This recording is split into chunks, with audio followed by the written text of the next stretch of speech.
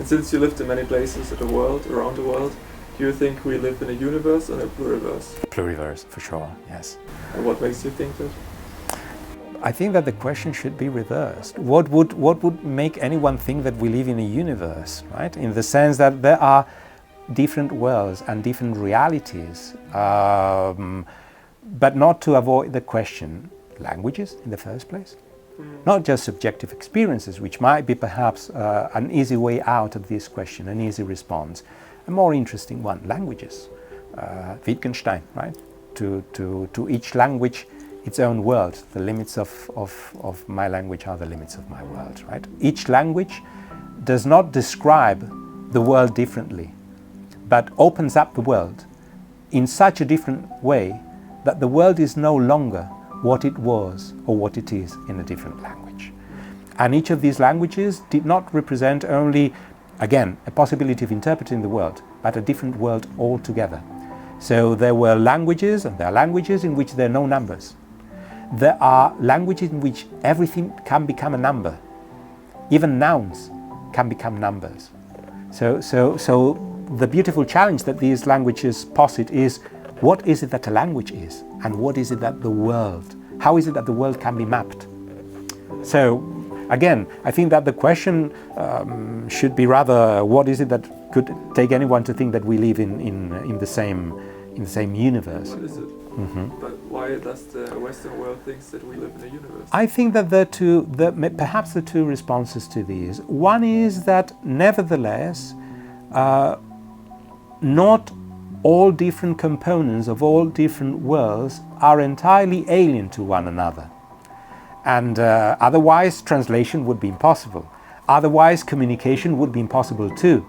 So it is clear that upon close reflection and study, many things which might not seem to be identical and which need to be considered as anything but identical can nonetheless be understood to be analogous, can be understood to be similar to a certain extent, right? Try to translate any page this time, yes, even from French to German, for example, and you will find that it doesn't exactly fit, right?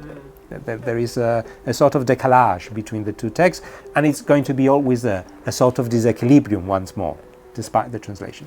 So there is a sort of, let's say, mirage that can be created by extending this argument to its extreme. So as though we were to say, well, then it seems as though there is not so much difference after all. And then we would come out with the idea that we are all living within a single universe, right? So that is a risk, because to some extent the idea is interesting because of what I've said about the similarity, because if things were completely different from one another, it would be impossible to even talk about them. And if they were to be identical, then all experience would be superfluous.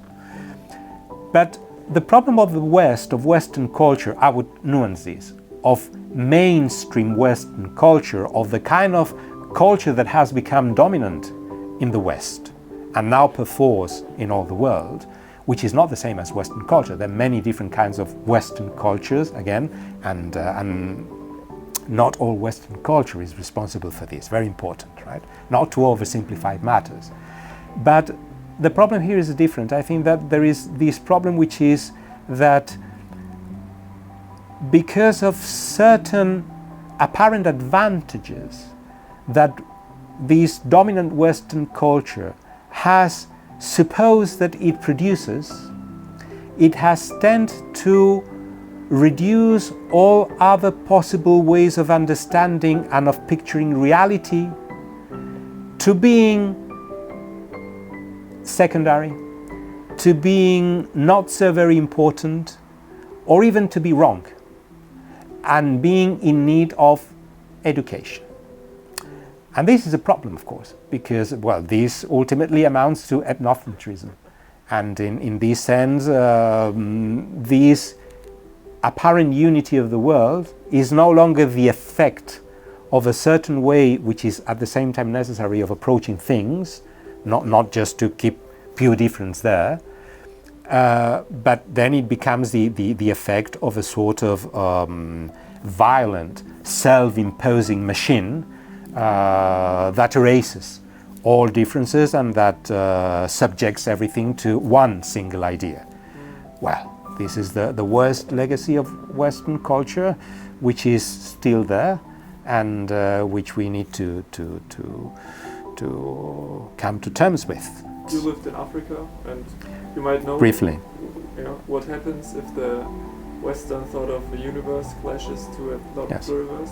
Of course. I mean, Africa is a very important excavation site to test these, and it is also a place of in which Western impositions have been particularly violent and particularly distressing. So when I traveled to Africa to live for a little while there, first and foremost I go to Africa to learn. That is to say, to understand that there are other ways of picturing reality and how valuable these can be. In a moment also in which, in particular in Malawi, which is where I went, they were facing the very serious consequences of climate change, aggravated by the fact that they were using certain standards in terms of crops and in terms of agriculture procedures that were inherited from colonialism and which proved entirely useless and very dangerous actually in this present situation of climate change. So, very interestingly, they were trying not only to recover ancient ways of cultivating their fields, but they were also trying at that point, and of course it has continued, they were also trying to recover other ways of understanding society, other ways of understanding our relation to what we call the environment, which is already a very cheap way of picturing everything which is not ours, and so on. So it was really fascinating for me. So, well, what I perceived is in Malawi new beautiful chances to recover the plurality of the world, which had never been perhaps suppressed in the first place. But humans, complicated beings that many times we do not manage to care for the richness and the plurality of those things that we live with. But does this mean that you get to choose your own reality, or that you get to hop from one perception of the world into the next? Yes, well, that's a very interesting question actually. I would not say that this is about creating your own reality, because then which would be the difference between just living a delusion? So it is about understanding that there are different ways of approaching reality. But let me give you an example. With anything, this encounter that we are having, you can record a video about this encounter.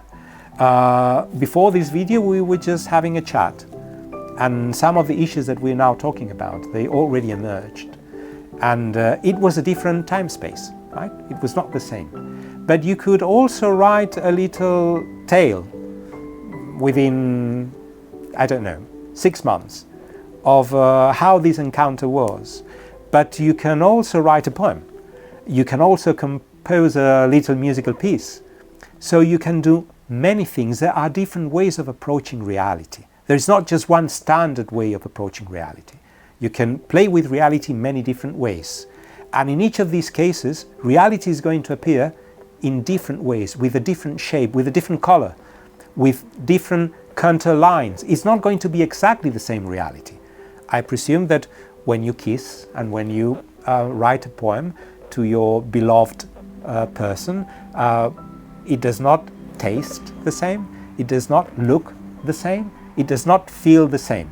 But in any event, it is important to understand that there is an art of kissing, there is an art of writing poetry, there is an art of making videos, for each specific thing there is an art, that is to say, a beautiful and consistent and rich way of doing.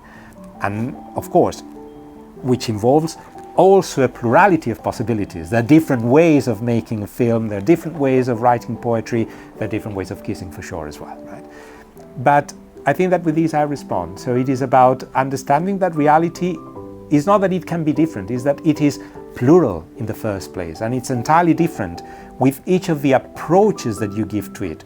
Every morning is different from any other morning, actually, right? But it's not about you living in just creating your own world, no matter what is there, right? Well, you can do that. Good luck, right? But it is about understanding that there are different ways of approaching reality, different realities that therefore appear through different eyes and through different ways of relating to it, and that maybe what is interesting is to cultivate them all, or a limited number, right? We cannot learn everything, right?